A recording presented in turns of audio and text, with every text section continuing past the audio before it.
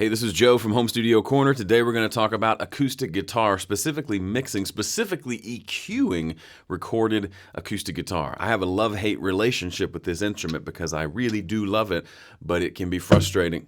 It can be frustrating in the studio when you go to mix because you just can't quite get it to sound maybe like it sounds to you or like you want it to sound in the mix.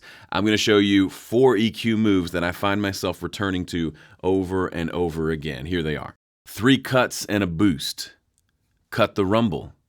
Cut the thump. Cut the plastic. Boost the air. Now, not all tracks need all of these, but some of them will, so let me walk you through each of them really quickly. Up first, cut the rumble. It's a good general practice to use some sort of a high-pass filter on your acoustic guitars. There's generally nothing good that happens on an acoustic guitar below 40 or 50 hertz anyway, but it could be picking up some air conditioner rumble, or there could be some low frequencies there that maybe you don't hear on your system, but when you play your mix on a system with a subwoofer, suddenly those low frequencies come out, and it's not pleasant. Trust me, I've been there. Let me show you how that works. Here is an acoustic guitar here in Studio One. This is the raw recording. I recorded this with 2 microphones in an XY pattern, kind of at-ish the sound hole. I've talked about that before, facing kind of east and west of the sound hole, if that makes sense. And here's what that sounds like raw recording.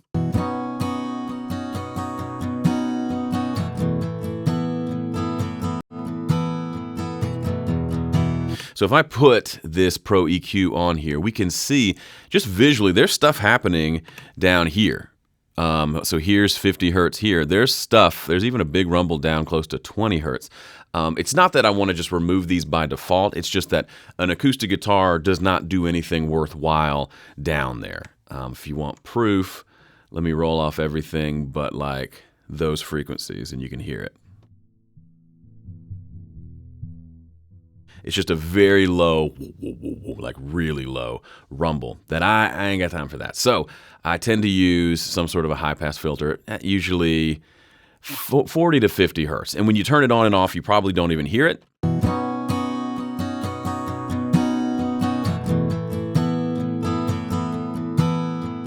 But it's just an insurance policy against some big low end coming out of a big sound system with big subwoofers later on. And it also removes some of that low energy from your mix, which can trigger the compressor even if you can't hear it. It's just a generally good practice. If it's not a kick drum or a bass guitar or something that's carrying a lot of low end and is meant to carry the low end, I like to kind of ease up on some of those low frequencies to make room for that. All right, the second cut the thump.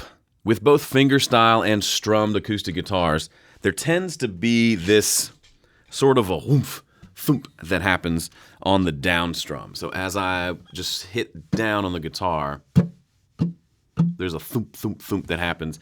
Even with the pick, because I tend to use a thicker pick.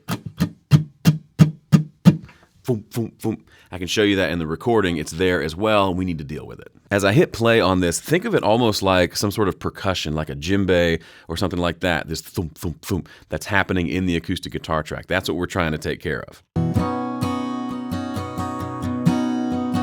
Did you hear it right there? Right here, where you see this spike, that's where it comes in. So I saw it and I heard it, and then I also saw it here on the meters. When it came up, you'll see it right here. That frequency range right here that's about around 150 jumped up past this horizontal line way louder than everything else. So we could hear it, but also we could see it if we look at the spectrum analyzer to know, oh, there's something funky going on there. So what I tend to do here is to find that frequency. Right now it's around 150. Find it, kind of hone in on it first with a boost, and then pull that down until it's not so prominent anymore.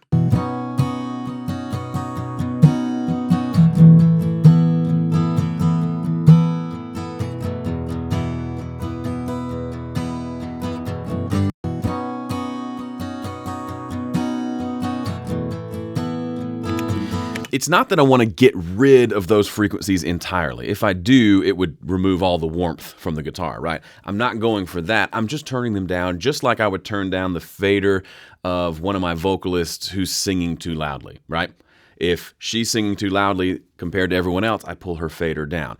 This is kind of like faders, but with different frequencies. Hey, you, 155 hertz, you're a little too loud. I'm going to pull you down so that you're balanced with everybody else. I need those frequencies. I still want to hear a little bit of that thump because it adds this percussive nature to the guitar, but I don't need as much as we had there. Up next, cut the plastic. No matter how nice your acoustic guitar is, sometimes in the recording, it can sound a little cheap, a little plasticky. If you've ever played a cheap guitar, you know what I'm talking about. They don't have a lot of low end. They don't tend to have a lot of high end either. They're just kind of mid-rangey.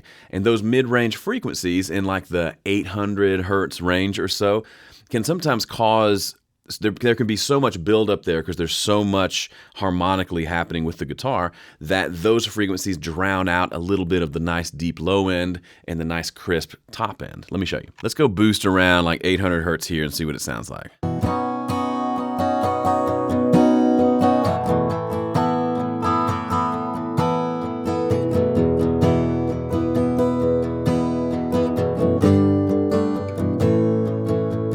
So right now I'm at closer to 500 hertz, but it kind of reminds me of the frequencies when you try to make the sound of a storm or like a tornado, that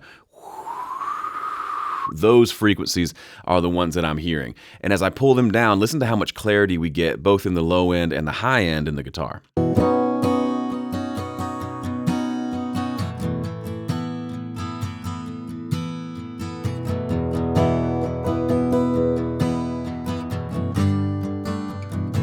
And I just do this a little bit, and this is the one I do the least, but occasionally on a guitar part, this is the perfect thing to clean it up a little bit. It's like a big boy, grown-up, mature version of the smiley face EQ curve that we all saw as kids, where the EQ on the stereo had the lows boosted and the highs boosted and the mids all taken out. I don't want that, but sometimes those mids can build up and be a little much. So a little of a pull down there will make it probably more balanced, less smiley face and more balanced. Or maybe just a slight smirk, maybe. And finally, boost the air. Sometimes acoustic guitar needs a little sizzle on top that isn't captured in the recording itself, especially if it's going to be mixed with a bunch of other instruments, and we want to hear it kind of cut through a dense mix. You don't need lots of fancy tricks to do this. Just a little bit of a boost at around 8K or above will pull this off wonderfully. And it doesn't really change the tone we've already captured with the guitar. Let me show you. So I've got this high boost here at just a little over 8K. Listen to what it does.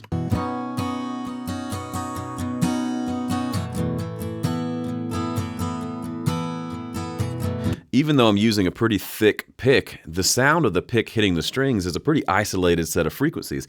So by boosting these frequencies, the rest of the guitar pretty much sounds the same. It doesn't sound more or less muddy, anything like that. We've just added in some of that pick noise. Now, what people tend to do is they hear me say this, and then they do this number right here.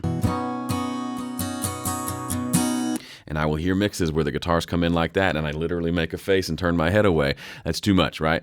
We just want to go from this to this with a little more clarity.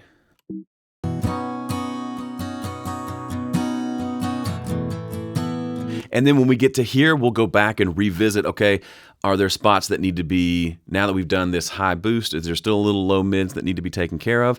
I would say maybe so. Let's pull this thump down a little more.